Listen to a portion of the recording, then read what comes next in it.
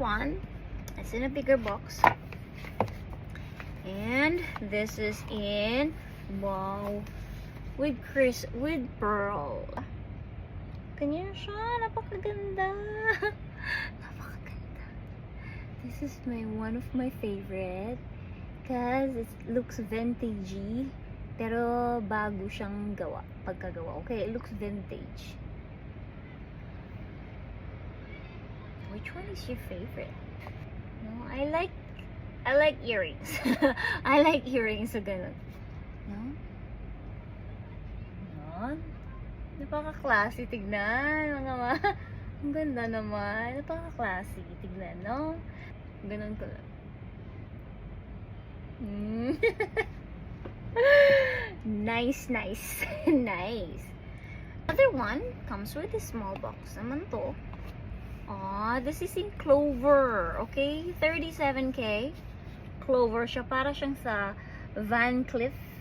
This is cute. If you like very simple, you should go with this one. Okay.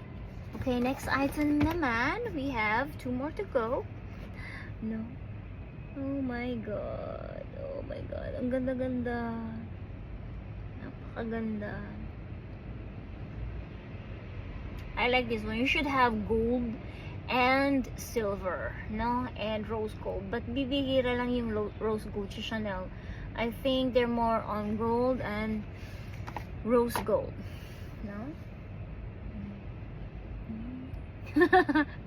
Grabe, no? Para tayong pa Miss Universe.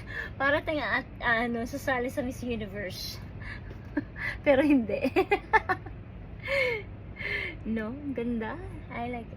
I like earrings. I like Chanel earrings and Dior. Yun talaga ang mga earrings natin. Gucci, bibihira lang kasi ang Gucci earrings, mga sis. Tsaka hindi sila kasing trendy ng Chanel. The last one, but not the least, the last piece will be, let's see.